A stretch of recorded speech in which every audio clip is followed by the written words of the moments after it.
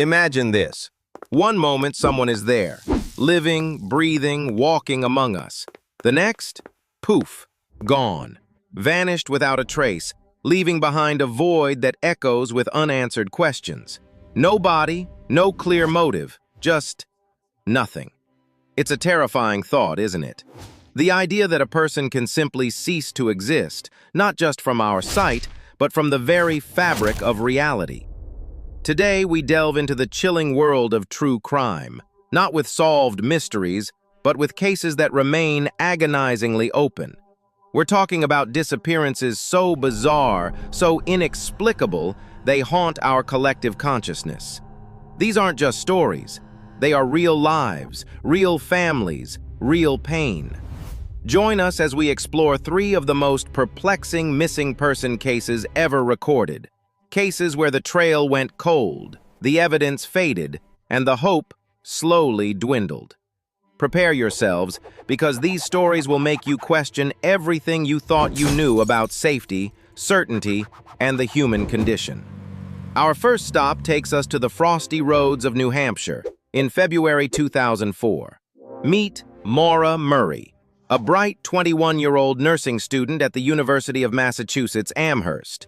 She was intelligent, athletic, and seemingly had her whole life ahead of her.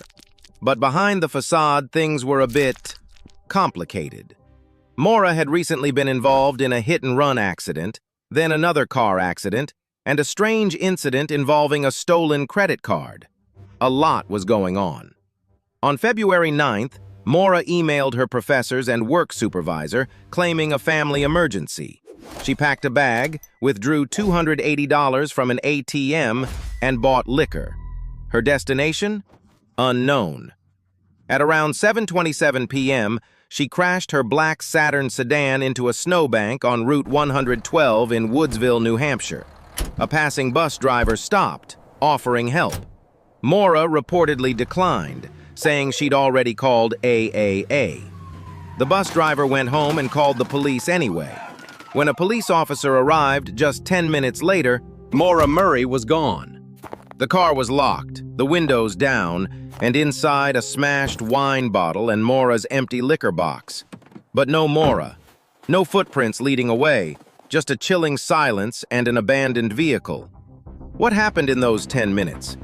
The search that followed was extensive, involving helicopters, K-9 units, and hundreds of volunteers. They found absolutely nothing. Theories abound. Did she walk away to start a new life? Unlikely, given the harsh weather and her lack of preparation for a long walk. Was she picked up by a passing motorist? Perhaps, but by whom? Was foul play involved? Many believe so. Some speculate she might have gone into the woods and succumbed to hypothermia, but no body was ever found. Others point to suspicious local residents, or even a serial killer. The Maura Murray case has become an internet obsession, with amateur sleuths poring over every detail. Yet nearly 2 decades later, the answer remains elusive. Maura Murray simply vanished into the cold New Hampshire night. Next, we travel halfway across the world to a sunny beach in Adelaide, Australia, on Australia Day, January 26, 1966.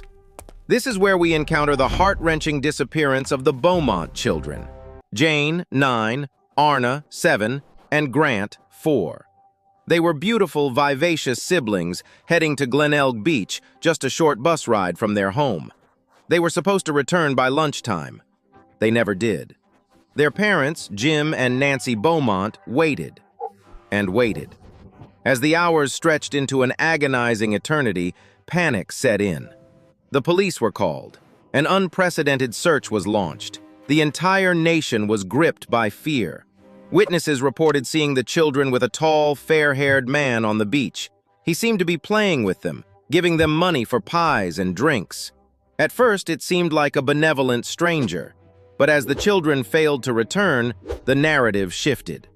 The man was no good Samaritan. He was likely their abductor. The children, usually shy with strangers, appeared comfortable with him. Had they met him before? Was he a regular at the beach? These questions plagued investigators. The case gained immense media attention. Psychics were consulted, reward money offered, and the entire country was on high alert. Leads poured in, but none led to the children. The parents received strange letters, some claiming to be from Jane, others from the abductor, but all were later debunked as hoaxes. The pain of false hope, repeatedly crushed, was unbearable. Decades have passed. The Beaumont children would be in their 60s today. Numerous suspects have been investigated, including a convicted pedophile who later died, and a man whose property was excavated based on new leads. Still, nothing conclusive was found. Their disappearance changed Australia, making parents more protective and forever altering the innocence of a nation. Jane, Arna, and Grant vanished into the bright light of a summer's day, leaving behind only shadows and sorrow. Our final chilling tale brings us back to the United States, to rural Texas, on August 9, 2013. This is the baffling case of Brandon Lawson, a 26-year-old father who was driving home after an argument with his girlfriend. What happened next is a terrifying sequence of events, primarily documented through a cryptic 911 call. Brandon called his brother Kyle asking for gas, saying he'd run out near a dirt road on U.S. Highway 277. Kyle headed out, but before he arrived, Brandon made a frantic 911 call. This call is perhaps the most unsettling piece of evidence in the entire case. Brandon sounds distressed, disoriented, almost incoherent. He mumbles phrases like, "I ran into some guys. In the woods. I need your help." And, I'm in the field. The guys are chasing me." The dispatcher struggles to understand him, repeatedly asking for his location. Then, chillingly, Brandon says, "We're not talking to him. I just ran into them," followed by an indistinct scream or gasp. The call ends abruptly. Kyle arrived at Brandon's truck shortly after the call. The truck was out of gas, abandoned, with the door ajar, but no Brandon. Kyle called him, and Brandon answered saying he was bleeding and up on the hill. That was the last time anyone heard from Brandon Lawson. His phone went dead. Police arrived, searched the immediate area, and found Brandon's hat and some personal items. Extensive searches involving hundreds of volunteers and law enforcement have yielded nothing. Brandon simply vanished. What guys was he referring to? Was he hallucinating? Or was he truly being pursued?